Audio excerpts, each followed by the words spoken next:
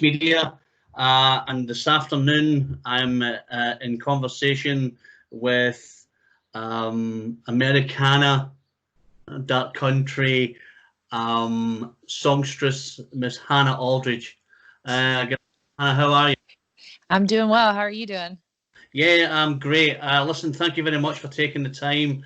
I know we tried to connect on Wednesday, and That's no problem. it didn't I'm happen. absolutely happy to. It's weird times to try to do all this stuff through technology and everything. It's been interesting with everyone all over the world to do this way. So Yeah, people are starting to try and introduce me to Zoom, and I'm yes, like, Zoom.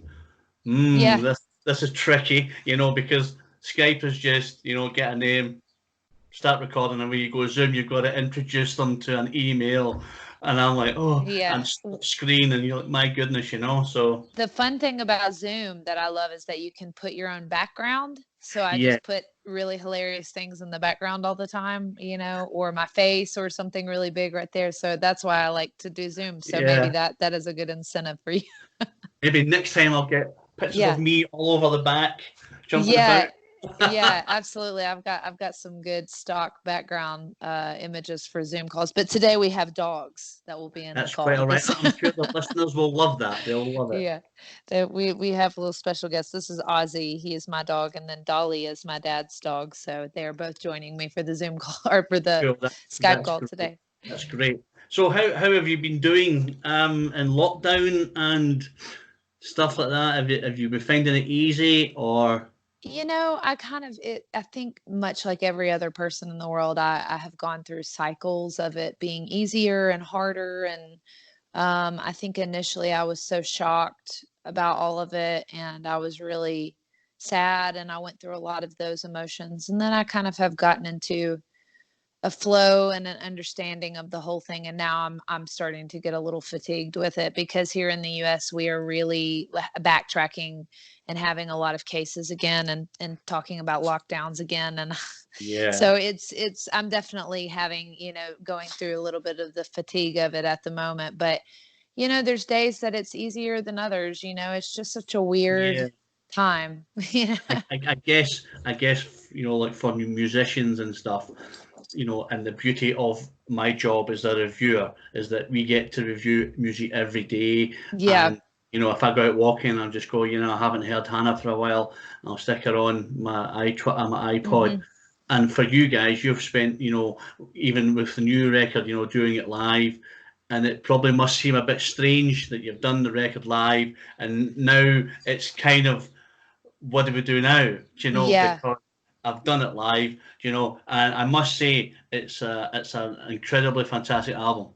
Thank you. I appreciate it. And it's interesting because the timing of the release of this record is really strange because I had initially planned with this label that I'm releasing this with. They're named Icons Creating Evil Art, and we got together and really just kind of hit it off. And I said, I've got this live record that I recorded in London, and I'm really proud of it. And I know it's kind of a strange thing for y'all to release the first record with me on your label live, but I told them about this other project that I had planned that I wanted to do. So I went and recorded the 7-inch in February, and we made plans to release this live record. And the way that it's turned out is that, now I have this live record that I'm releasing during a time that I can't play live, but in a way it's kind of good because it gives people a live show that they can't get, Yeah, and I could have never planned it that way. I mean, it just happened to be these that things it's happen, great don't timing they? for it. Yeah, A live record feels like the right thing really to do right now because I have so many friends that are releasing full-length records that they have poured their guts and their finances and everything into, and they can't tour behind them. And most people yeah, know this, but recouping that for a label or for an artist or a touring company, I mean, it's astounding how much money a lot of people have lost. And so while I've lost a lot of tours, I've lost a lot of just personal money. Releasing a live record is pretty low budget, and it's actually great because it gives people a live show, yeah. so, I think gets people to, and I guess with a live show, there's nowhere for you to hide. No, there's not at Well, it's all. you and your voice, and you're there, Yeah. And just to give you a sense of it, I was asked to review the album. I reviewed the album on the 10th of July. Uh-huh. Um, and what I normally do is I grab myself a glass of red, put the lights down, and It's a I good way. I play it through, and then I play it through again, and then I start to review. And I think I spent about maybe 4 hours on it, just getting it right. Now, I don't know if you've received my review. What we do is my boss will send it to the PR company. The PR company maybe then send it to your record company and then yourself. If you don't have it, I would love to send it to you I to would see. love you to send it to me. I don't think I have gotten it because the way that usually we get them is in these sheets where it says these are all of your reviews and you get them all at the same time usually. So Yeah, I probably haven't received it yet. And frankly, it's been really cool to get to do this way where I have all these people I'm talking to around the world on a daily basis from my home. But normally I would be in person talking to you. I'd be on tour right now. I yes, was supposed to be on tour. That was the first tour I had to cancel, was to the UK. And that was with Goat Ripper Rodeo, who is on the record. yes. And, so these are things I'd normally be doing in person and reading in real time as I'm on tour. I'd say, oh, there's a cool review today out in this paper or this magazine or whatever. Yeah. So it's been really interesting. It's really been difficult to try to get my head around how to adjust to all of it for sure. Yeah, it must be really strange because for us it's nice that we put a review out and then 2 or 3 months later we're standing in front of you and Yeah. you go, why did you write this, or why did you? And we go, do you know, Hannah, this is what. But and that's the cool thing about it because you get to know the person. But Yeah. I put that to my boss and he put it online and it was viewed 6,000 times. Wow, that's awesome. Six Well, thousand. I hope that people enjoy it because I really enjoyed making this record, and I chose to do it in the UK because it's such a special place for me. I just really love. I'm so sad I haven't been able to be over there because it's really a place that I really kind of put my roots down there and started out there. For whatever reason, it just happened to go that way for me. But I really have had such a tremendous amount of support there, and it always just blows me away. Do It you know? really does. I think the thing is that I think nowadays there's so many country artists, blues artists, dark country American artists coming Hmm. out now. There's loads of stuff. I'm reviewing loads of stuff every week, and it's becoming so popular. And I think Yes. and I think there's always something about a live album.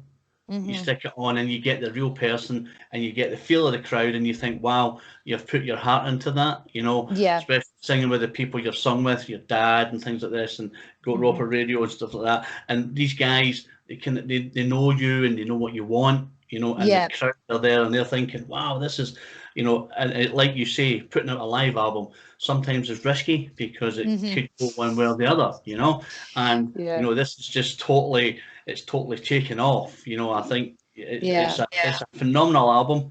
And as I say, for us, 6,000 views for us is immense. Well, For us, that's great. we put the first single out, and I think it got about 1,200 hits, Hmm. That's and then awesome.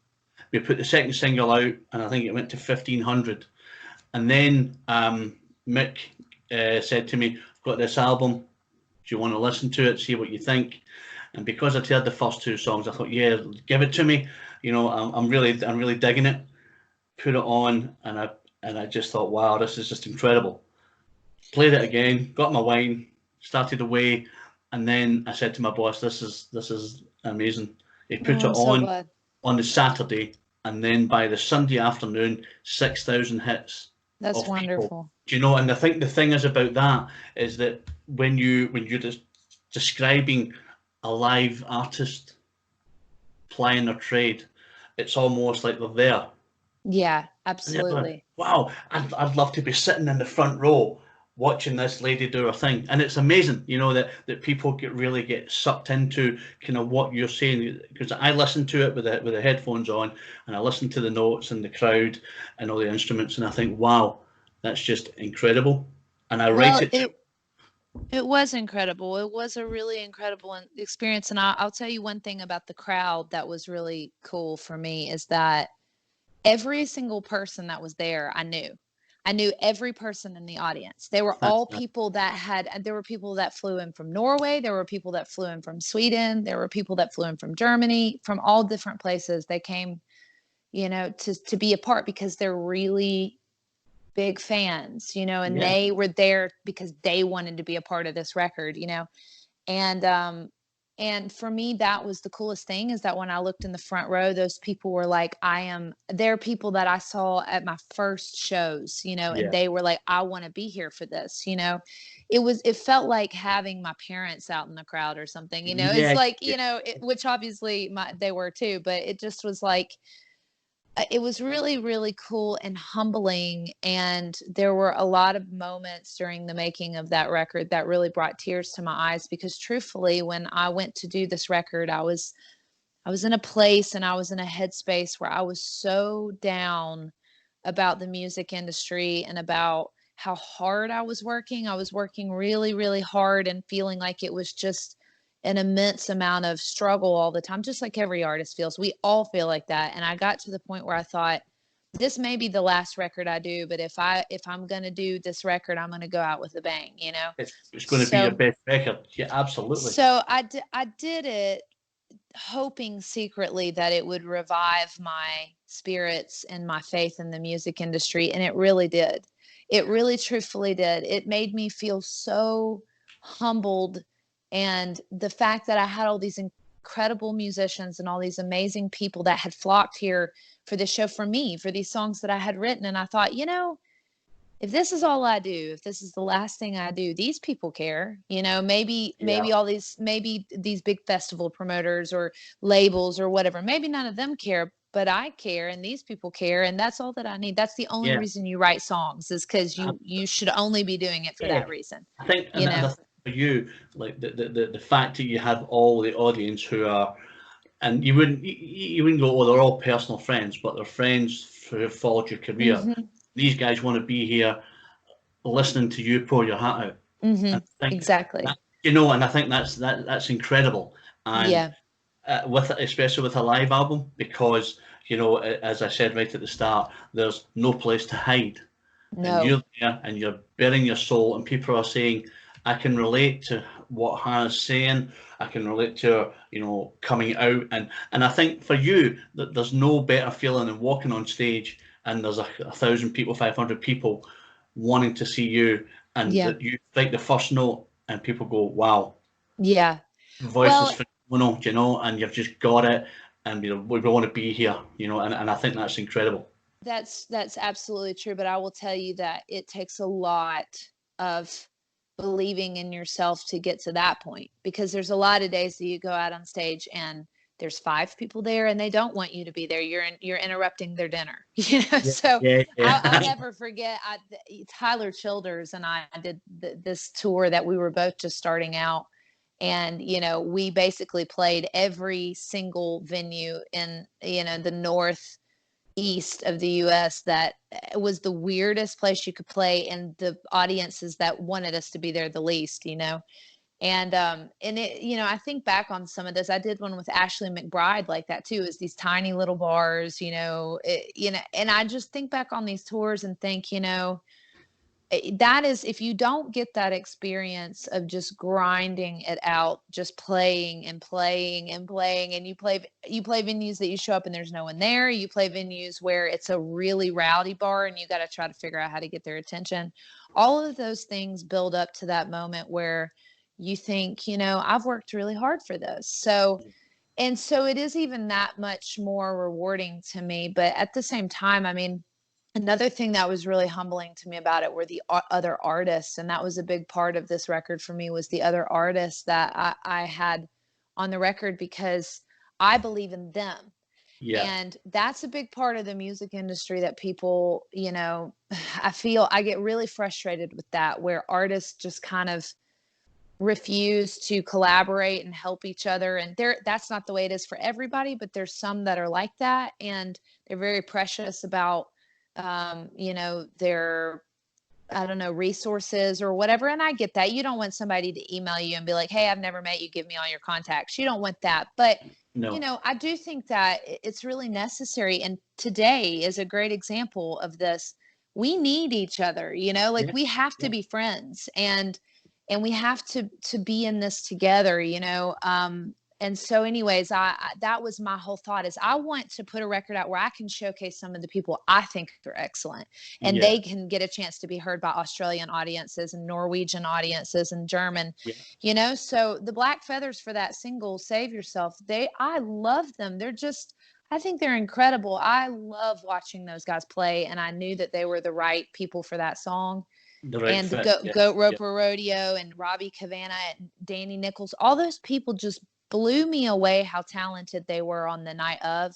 And it was very unrehearsed. It was very like, in fact, I hadn't met Robbie in person until the moment that we got on stage and sang Gold Page. Rush. That was the first time that we ever did that together, So the whole record wasn't a testament really to music. It was not about me.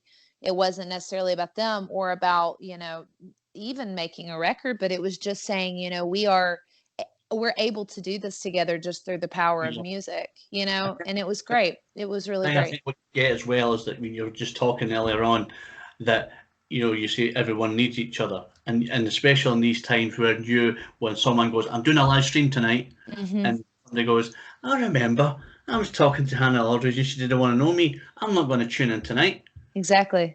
And then you see them 2 or 3 months later, you go, do you fancy doing a record? And they go, no. Yeah. And you think these are the times because at the moment, live streams are the way to go. People want to make a live stream, they want you to tune in and they want you to throw money in the tip jar. And luckily enough, guys like us, reviewers, get a lot of stuff for free, which is nice. And I believe you have sent across some CDs, some Hmm. signed CDs Yeah. to my company. So hopefully it'll be winging its way to me soon. Yes. And I appreciate that. Yeah, And I absolutely. think that these are the times, you're right, when you do need each other, when you showcase your talents and you say to someone, come and share the stage with me Hmm. and watch these Australians and Swedish and Norwegian and Italians listen to you. And Hmm. you go, well, because it's a mutual adoration where you're getting stage time, these guys are getting stage time, these guys are getting to hear you at your best, and the audience are getting to hear the backup artist at their best. And Yeah, they'll walk away and they'll go, oh, I know, the Black Feathers. I saw them with that exactly. that American girl. Can't remember her name, but I saw them with her, and they were great. And I think that's a really good thing because that there is Absolutely. you walk away from a live show and you think, wow, that just blew my mind. Yeah, it was funny. There No, was one Lone Ranger in the audience that night that he was from Norway actually, but he was living in London, I believe, and he just stumbled into the venue. So he was the only person that was like, "What is going on here?" And it was so funny. He had gotten so drunk by the end of the show that a lot of his banter, I cut out some of it on the vinyl just because it was too long, but some of his banter was just perfect because he had no idea who I was, what was going on. He was like, this is really quite a production for just a regular bar show. And yeah, it was great. I mean, the audience was really great with all of it, and the performers put so much heart and time and effort into it. It was very, very humbling. And yes, we do. I'll tell you, this virus and pandemic and the situations that have occurred for musicians because of it has really been the great equalizer because we're all not touring right now. We are all exactly the same. Nobody's selling tickets right now. yeah, So I think that in a way it has been probably good in some ways for the music industry for everyone to take a step back, yeah, put the hustle aside and just say, what is worth coming back to in all of this? How can I be better? What can I do that'll make my craft better, that will make me better to work with, yeah, all of those kinds of things that you just think, This actually will be good for me, and I think that everybody is kind of able to see that right now, that we're all on our knees, just saying we're all exactly the same right now. Nobody has Yeah. anything, So I think in a way that's been really, really good, and I hope it's been really humbling for everybody because it certainly has been for me. That's for sure. Yeah, I think it makes you take stock of stuff, when you kind of Hmm. when you're kind of used to the nicer things in life and going to the nice places and buying nice stuff, and then like you've said, I've lost a bunch of money, and then you go, right, so what am I going to do for the next 6 months? Me myself in Scotland, I've been out of work for 20 weeks now, Hmm. sitting at home. Luckily enough, I'm reviewing music every single day, or I'm interviewing once or twice a week with bands and artists like yourself all over the world, and it's a fantastic for me. And I want to tell you this: it's been a fantastic, humbling experience that I'm talking to musicians and artists and bands who are in the same position. Yeah, And you're absolutely. saying, I've laid out a bunch of money to make this CD, and I'm sending it out to people in the hope that they'll enjoy it, and the Yeah, hope that in 6 months' time, when the pandemic, subsides and we can get out and play live music, they will come back and say, yeah, "I remember I got this CD from Hannah Aldridge. I want to go and see her." And I think that's a testament. Like when you go, "I've got to lose a bit of money, but it doesn't matter because." yeah. In 6 months' time, I think in Britain, I think they're talking about no gigs until 2021 in I Britain, would believe that.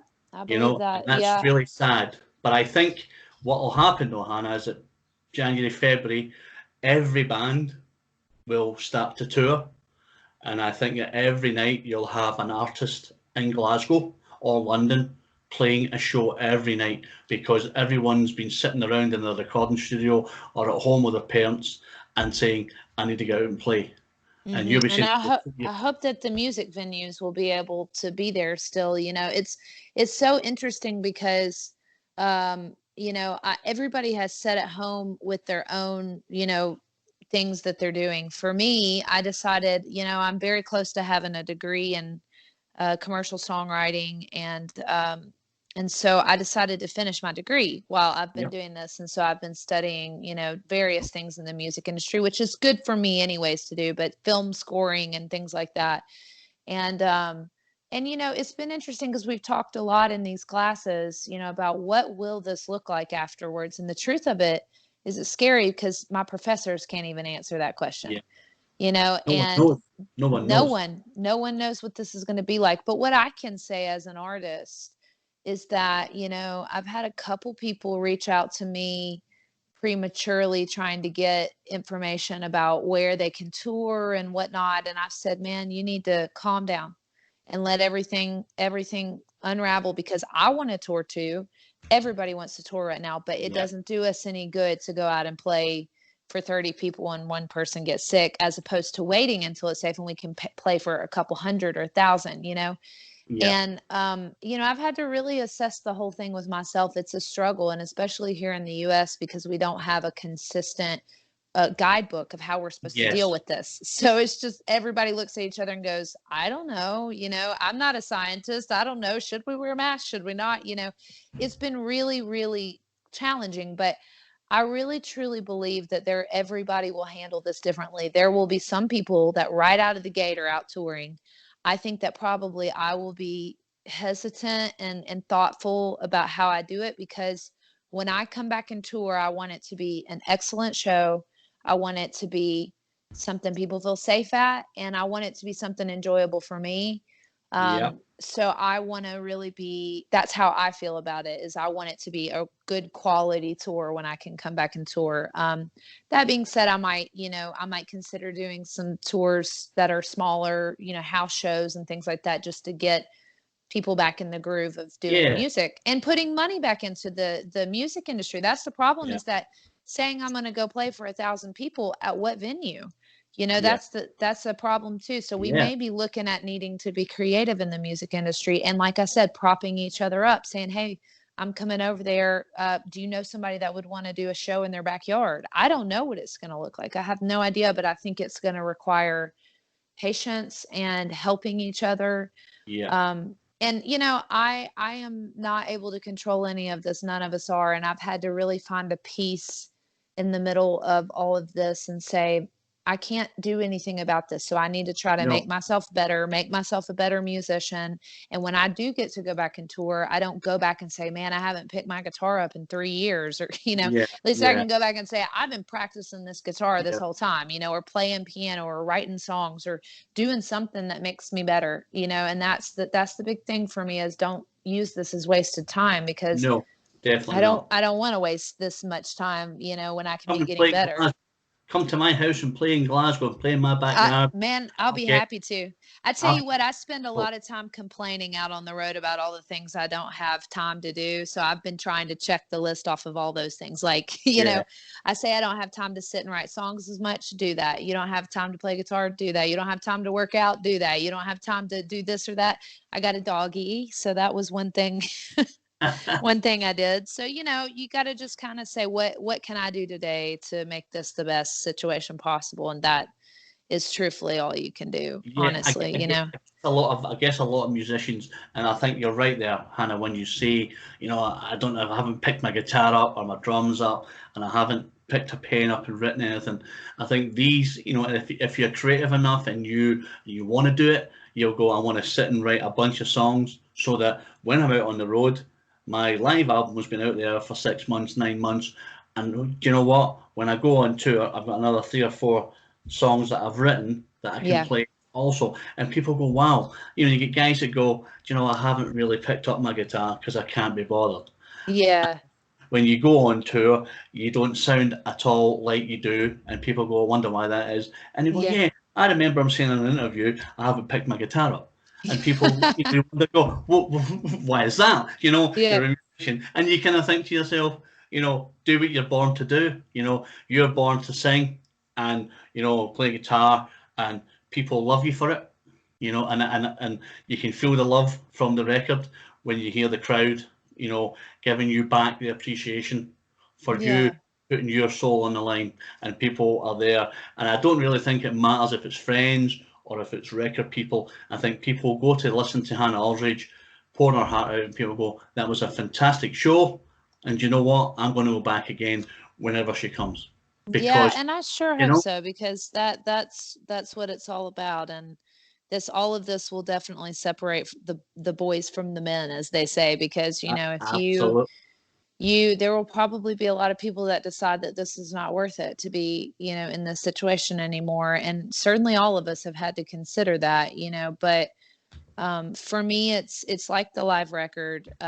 It's all the same motive for me. I just enjoy playing music. I love to travel. That's been equally as hard for me as not playing live shows. The actual traveling and seeing the world and It goes, experiencing the yeah, world, that's been really difficult for me. So, but I think like music fans, and, everyone else in the world, I will feel extremely grateful the first time I get to go do that. I mean, man, I won't take that for granted anymore. That no, ability to get on a plane and go play shows for a couple weeks somewhere, that is something that I think that it's taken this level of chaos, to stop everybody dead in their tracks and go, what am I doing? And is it worth it? yeah, And for some people, this may not be worth it. For me, it is. I can't fathom doing anything but music. I had somebody ask me yesterday in an interview, if you could do anything but music, what would it be? And I said, I guess nothing. I guess I'd lay on the nothing. couch because I can't think of anything else I want to do, With, and if with you your don't dog. feel that way,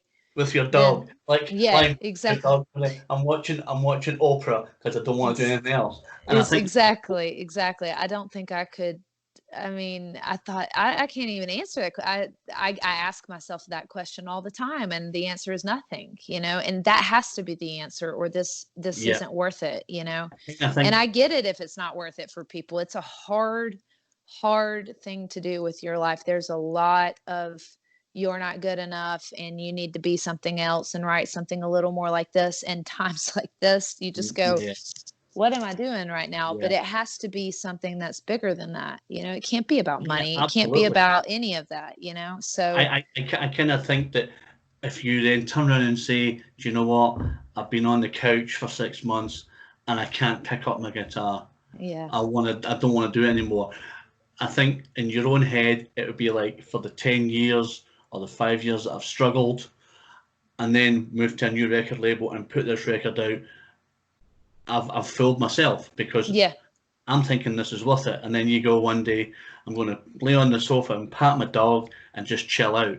Yeah. And people go, why? It's a waste. And I think that's the crux of it. It's a waste. If you decide to throw it away, people will sit and go, I bought that album, it was phenomenal, and I don't know what happened to it. And you go, I'm sitting here stroking my dog, having a beer, chilling out.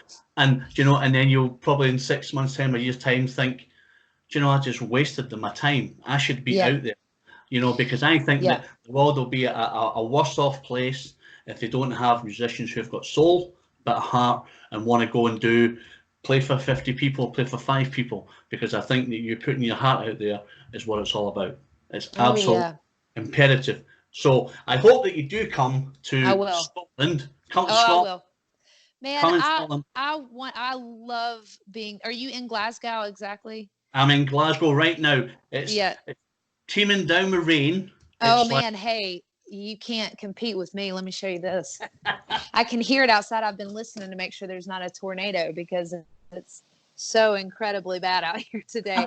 It's like this every day in the summer, and I know you get rainy all the time in Glasgow too, but it becomes tornadoes here all the time. So I'm sitting here with one earbud listening for the tornado siren, because it's I guess we're quite lucky. We get rain and it comes straight down, or it goes straight across. I love Scotland. I have to tell you, I mean, I'm not just, blowing smoke. I really, really love Scotland, because I have this affinity for the dark side. And I just think it's such a cool place. Going there in October is one of my highlights of traveling. I think it's so beautiful there. And I love to go there during Halloween. Y'all really appreciate Halloween and ghost stories and stuff. So you do. Yeah, we absolutely I love it. do. I can't wait to come back.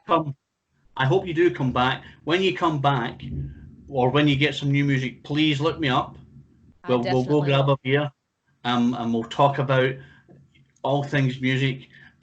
When we go off, obviously because I've texted you today, text me your email address. I will forward you my review, and you can read it, and you can give me abuse over the phone and tell me how bad it was. I doubt it can be that bad. No. I'm excited to read it. Thank you for doing all of this. I really do appreciate it. And I can't wait to take you up on the beer in Glasgow. I hope it's sooner rather than later. Yeah, please do. Come and say hi.